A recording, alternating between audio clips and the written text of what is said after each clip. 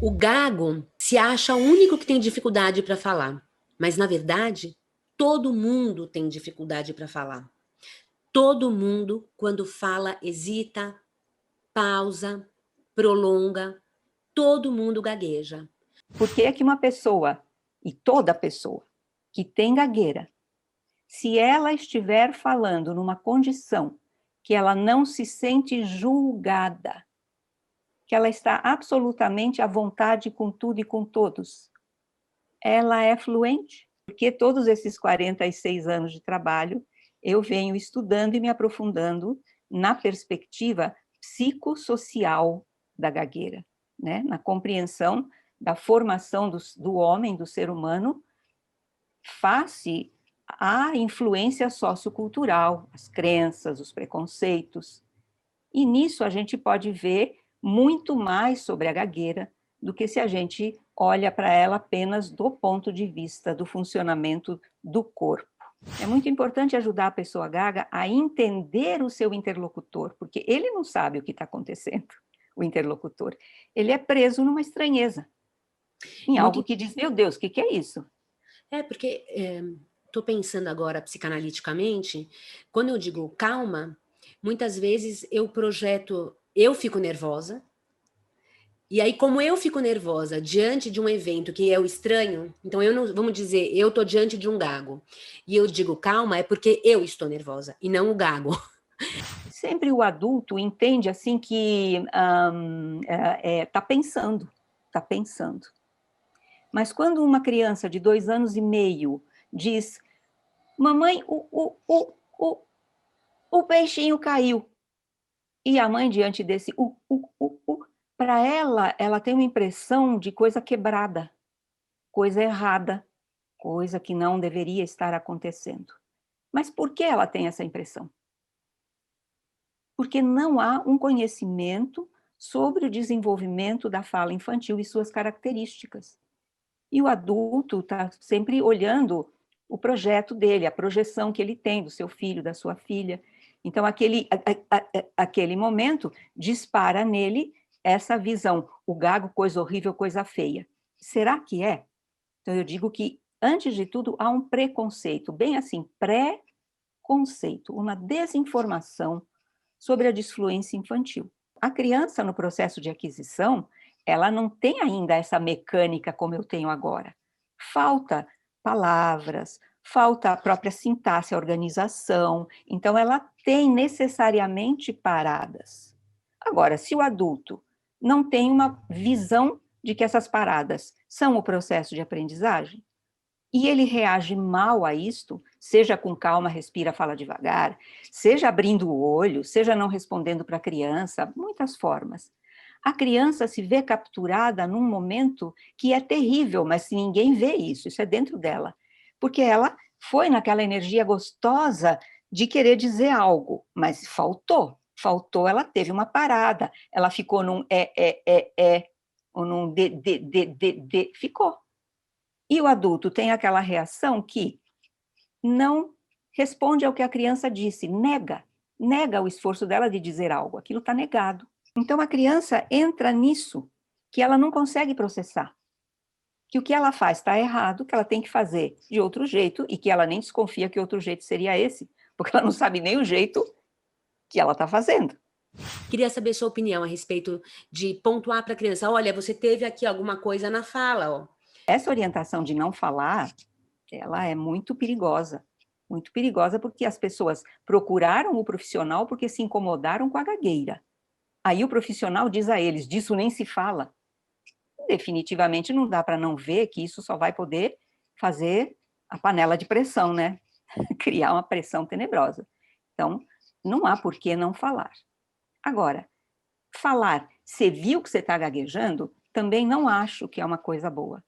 Porque, independente do nosso querer, há um preconceito contra a gagueira, que é o que eu te falei. E vale dizer que essa situação que eu vinha explicando antes, ela cria um trauma.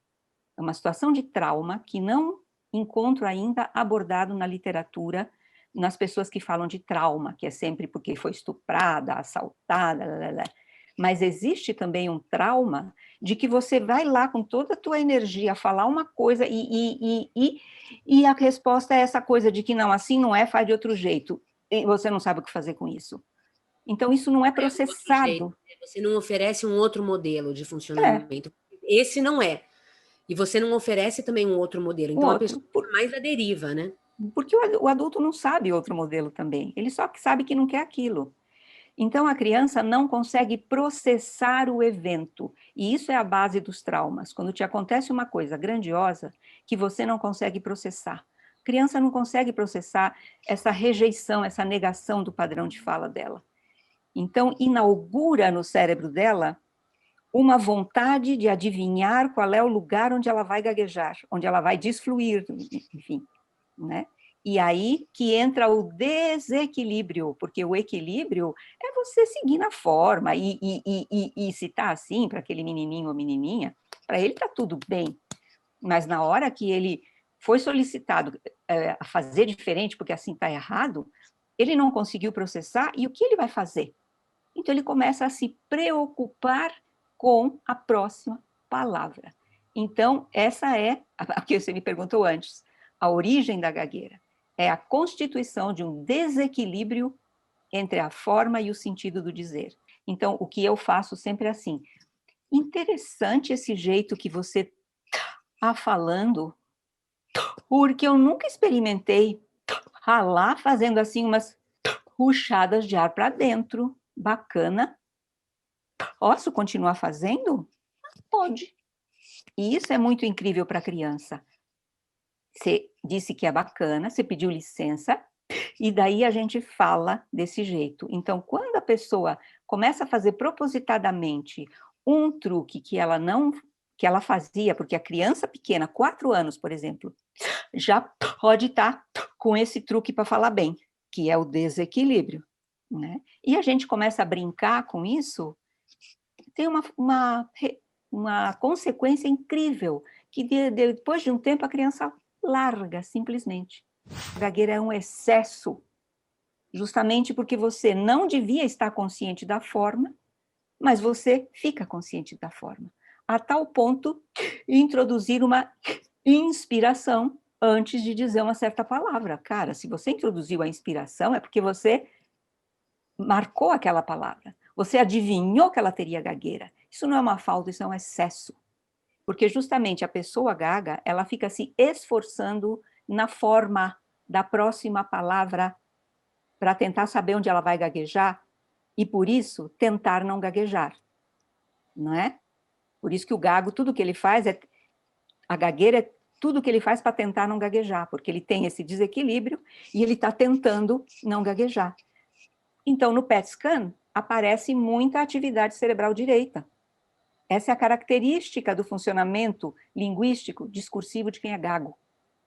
E uma pessoa que não é gaga, ela está totalmente no sentido do dizer, o conteúdo, o significado das minhas palavras. Então, não me aparece muita atividade no direito, aparece muita atividade no esquerdo, que é o hemisfério que trabalha com a questão lógica. Existe um tratamento, que é um tratamento complexo, que passa, por exemplo, por como reagir aos outros. Por que é que quando alguém reage à minha gagueira, dizendo calma, respira, eu me sinto achatado, diminuído, né?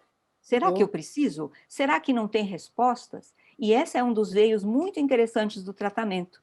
Como outro dia, uma paciente que eu tenho, ela estava muito aborrecida porque sempre um familiar, quando ela soltava assim um discurso, ele dizia: "Ô, fulana, mas você falou tão bem agora."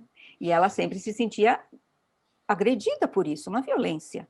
Então, nós fomos amadurecendo, amadurecendo, para a possibilidade de dizer, olhar para os olhos da pessoa e dizer: vem cá, você acha que você está me ajudando?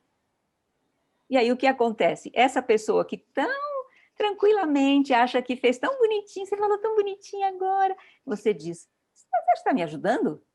Desmonta a pessoa. Então, esse é o caminho, né, do trabalho do ponto de vista social. Nossa, você não gaguejou nada agora. Não se preocupe, eu vou começar a gaguejar já já. Sim.